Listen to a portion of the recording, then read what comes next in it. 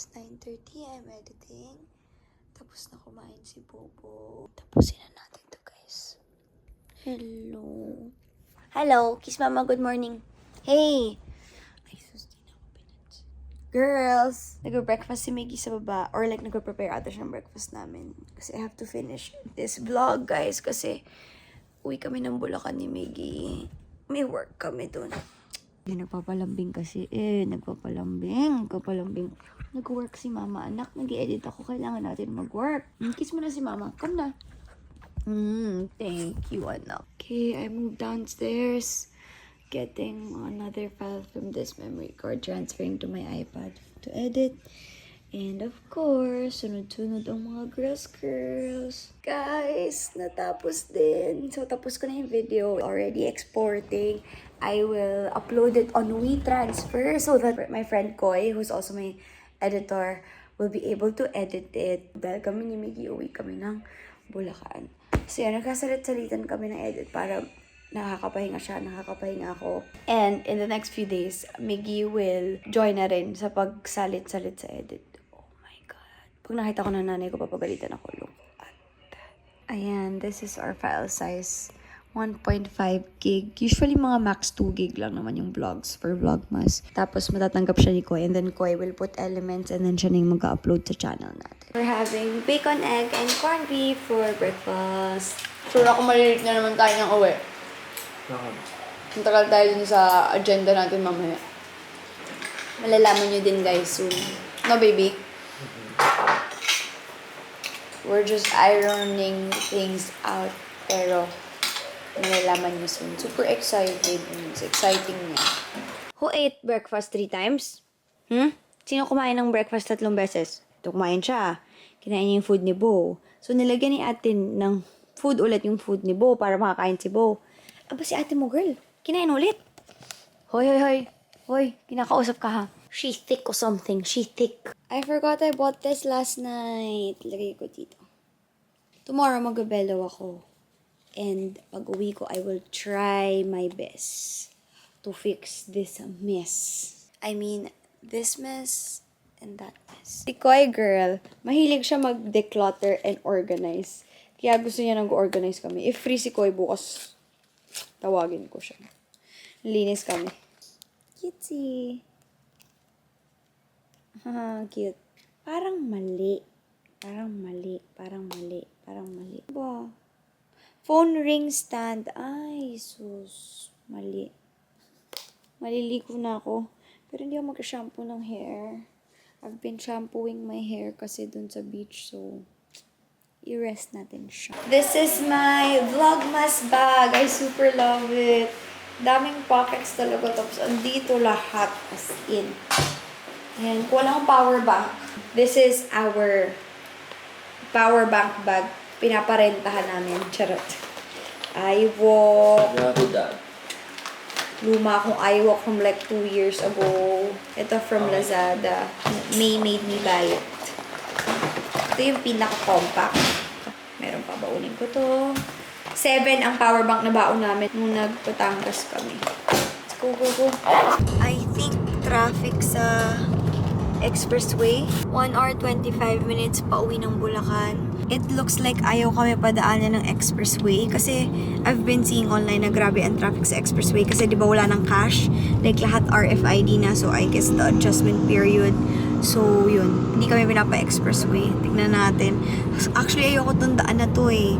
Yung pa Fairview, feeling ko ang tagal-tagal niya, ang layo-layo niya. Ayun, update ko kayo. Hindi talaga kami dumadaan dito eh. First time namin ni Miggy dumaan dito. Ang traffic. Sobrang lost namin ni Miggy. Nag-base kami sa mga. Feeling ko kanina pa kami nag-drive. Ang tagal. 20 minutes away pa kami. Would you say mas malapit siya pero masisikip yung daan kaya mas mabagal? Kasi ang problema din dito, ang traffic mo lang na madadaanan I guess is yung sa Fairview. Mas mahaba lang to ng within 5 to 10 minutes. Same lang actually. Yan o, pak! Sabi ni Miggy ako na mag-drive. Sabi ko, ayoko. Ang sikip, di ko talaga kaya. Lapit na tayo. Let's go. 13 minutes. Come on. Guys, if you're around Santa Maria, Bukawi area, you should visit Garage 37. May Bukawi branch na sila. Ayan. Tada! Daan daw kami ni Miggy sa office. Eh, alam na nila na andito ka. Andito kotse mo eh. Hindi pa. Akit ka agad doon. Katukin mo sila agad. Hirap mo naman maging boss. Ayan guys, pupuntahan na ni Ray yung office namin. Isa-surprise niya yung mga employees. Para mag-surprise visit kami sa kanila if we can see kung maayos yung ginagawa nila.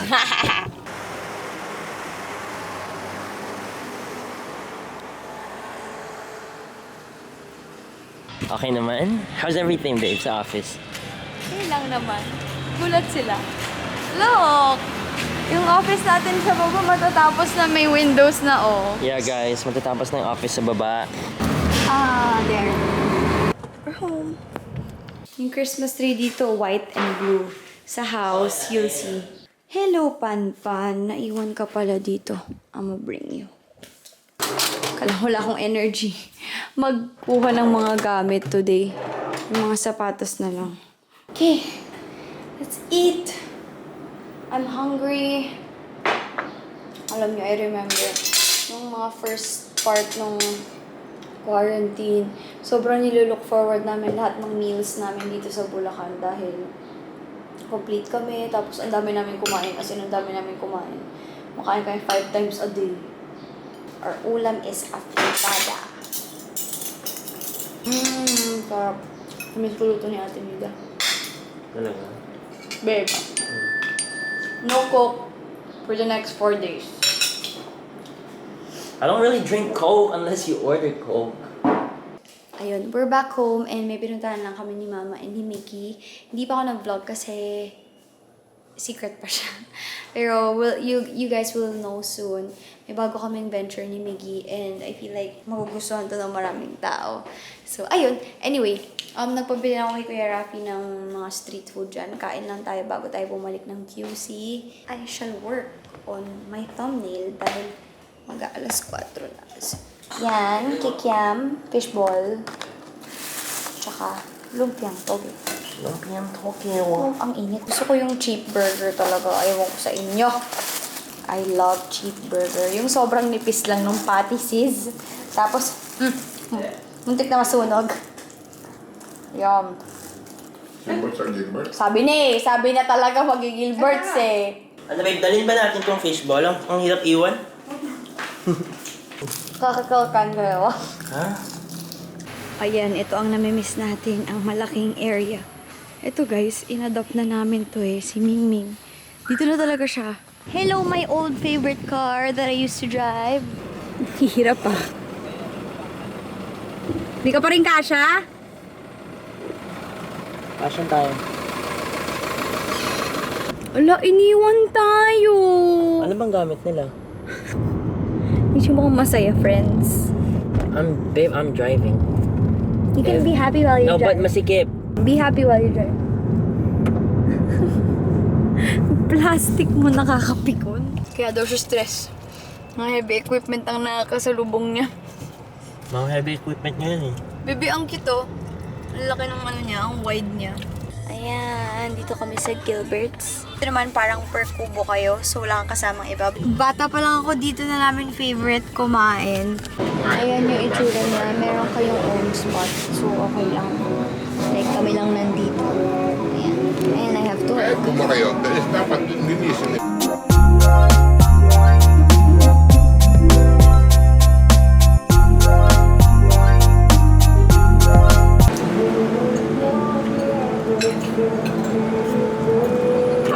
Ilan ako nang kukunin ko yung... North People Props. Oh my God.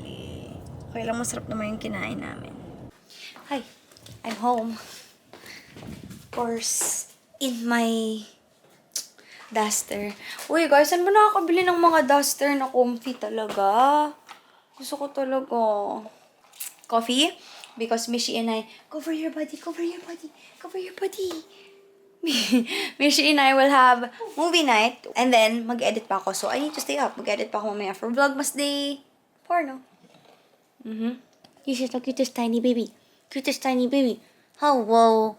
Hello! Saan yung other baby ko? Ayan na! Ang other baby ni Mama. Drama queen to eh. Drama queen. Gusto lagi nagtatago. Guys, so ang cute ng bago kong bracelet. This is white gold with diamonds. Ayan, cute. Alam nyo, I will share with you the reason why you should invest in jewelry. We just finished watching The Perfect Storm. Ayan, magayang mata ko. It's a nice movie. Based on a true story, maganda siya talaga. This is a new necklace I got. It's yellow gold with diamond. Nice siya. Actually, I got into jewelry just recently, and before, my mom would always buy me, pero nawawala ko siya. Kasi bata pa ako eh, so di ko get sa may value siya and all. Just super lucky that I have my mom and then a lot of my friends influencing me to invest in jewelry, especially gold. Kasi not like, or if I buy an LV bag, I get it for 80k. If I sell it, wala na. Lugi na ako. Pero when it comes to jewelry, it's something you can pass on to the next generation. Kapag gusto mo siyang ibenta, hindi siya yung sobrang bumabagsak yung presyo. Talagang may value siya. Kung anong value ng gold sa market ngayon, you'll be able to sell it that way pa din. So for me, nice investment. Nice investment ang property and also jewelry. Yung mga totoo, of course. Tignan niyo to. Marami nagtatago na Lazada dyan. Nakikita niyo mo. Though, meron din dito na hindi naman from Lazada. Ito, I hope you can support this brand kasi partner to ng Keep Going org. So, for every purchase, you also get to help our organization raise funds. Nakalagay, Keep Going. Tapos may nakalagay na Rebel sa gitna. Then, cute yung likod niya. See? Cute. Tie-dye naman siya. May orange, may blue, may green. Ayan, kapag walang waybill, alam ko na hindi Lazada. So, nag-prepare na kasi ako sa 12. Oh! Salamat naman po, Detail Cosmetics sa pa-velvet blush. Nag-launch kami, nasa cabin naman ako. First time ko ito makikita in person. Yan, there's me and May. So you have this tiny bag with the velvet flush ribbon. Here's the box. This parang girl. Tapos yung color nasa cheek, lips, and eyelids niya. Bumili pala ako nung smart cam. Ayan. For dogs to eh. Ito 11 items yung nasa loob. Ito binili ko to for one of my friends. Yeah. Nagka-prepare na nga kasi ako. Sa 12-12, gagawa ko ng Lazada parang mystery box for one of my YouTube friends. Wala niyo kasi no. Sorry guys, chill lang talaga tayo today. Actually nga, dapat i-combine ko na tong day na to tomorrow para makapagpahinga ako kahit papaano kasi almost wala pa akong tulog simula day 1. Kaya lang naisip ko, mawawala yung streak natin na everyday tayo. Oh, this one. This one is from Cozy Wear. Alam nyo, to be honest, mas gusto na-appreciate ko yung mga loungewear and sleepwear na cotton kesa yung silk. I mean, if I have to choose, I would. Ayan, cute! If you want sleepwears, loungewears, check them out. Gusto ko yung mga ganito, yung mga malalaking pantulog. This one is from Moody Athletics. A sports bra. A padded sports bra. This is for MIGY. And this is for me. Ang cute ng box nila. Ay, wow naman! Ano to? Di ko alam kung ano to. Para saan kaya? Baby, para saan to? Armor. Ay, ang cute ng box nila. If you're acne prone, check out nyo si Oxecure kasi nag-work talaga siya for MIGY.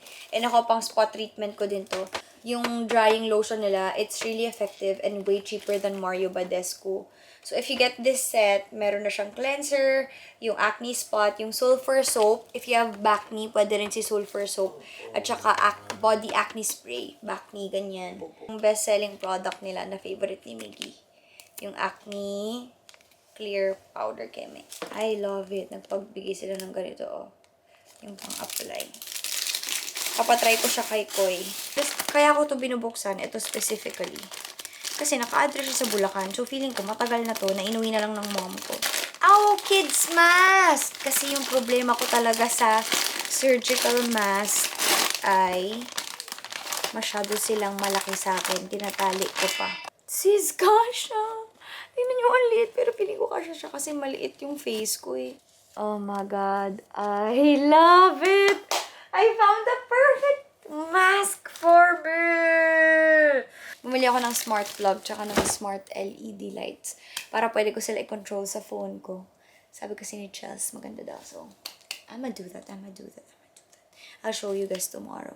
Anyway, feeling ko that is it for today's vlog. Chill lang tayo today. Wait nyo yung mga next trip natin. Diyos ko, nagkakaayaan na mag-LU. Unless lang may mahanap kaming Airbnb para again, it's just like a bubble trip na swab kami lang doon.